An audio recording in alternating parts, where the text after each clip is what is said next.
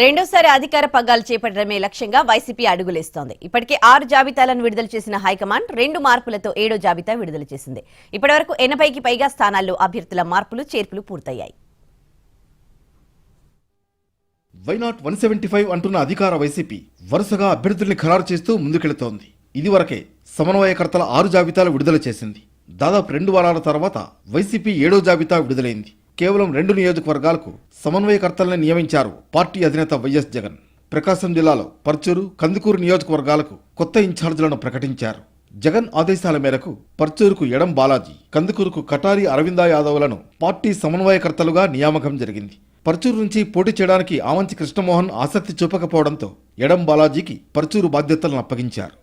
ఉమ్మడి ప్రకాశం జిల్లాలోని 12 నియోజకవర్గాల్లో గత ఎన్నికల్లో వైసీపీ 8 స్థానాల్లో విజయం సాధించింది.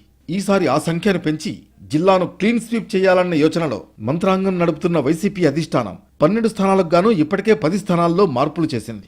సిట్టింగ్ ఎమ్మెల్యేలు, ఇన్ఛార్జీల్లో కొందరిని పక్కన పెట్టిన వైసీపీ అధిష్టానం మరికొందరికి స్థానచలనం చేసింది. దీంతో ఉమ్మడి జిల్లాలో మొత్తం 10 స్థానాల్లో ఆయా నియోజకవర్గాలకు సంబంధించి కొత్త అభ్యర్థులు బరిలో నిలవనున్నారు. పర్చూరు వైసీపీ ఇన్ఛార్జ్ ఆమంచి కృష్ణమోహన్ ను మార్చిన వైసీపీ అధిష్టానం ఎడం బాలాజీకి బాధ్యతలు అప్పగించింది. కందుకూరు సిట్టింగ్ ఎమ్మెల్యే మానుగుంట మహీధర్ రెడ్డిని మార్చి నెల్లూరు జిల్లాకు చెందిన కటారి అరవిందా యాదవ్ కు బీసీ మహిళల కోటాలో అవకాశం కల్పించింది.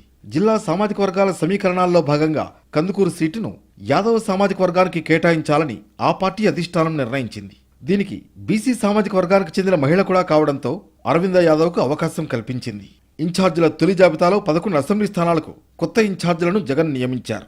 రెండో జాబితాలో మరో 27 స్థానాలకు, మూడో జాబితాలో 21 స్థానాలకు, 4వ లిస్టులో 8 స్థానాలకు ఇన్ఛార్జీలను ప్రకటించారు. ఇటీవల విడుదల చేసిన 5వ జాబితాలో 7 స్థానాలకు కొత్త ఇన్ఛార్జీలను నియమించారు. 6వ జాబితాలో 4 పార్లమెంట్, 6 అసెంబ్లీ స్థానాలకు ఇన్ఛార్జీలను ప్రకటిస్తూ వైసీపీ జాబితా విడుదల చేసింది. తాజాగా 7వ జాబితాలో 2 అసెంబ్లీ నియోజకవర్గాలకు సమన్వయకర్తలను ప్రకటించారు.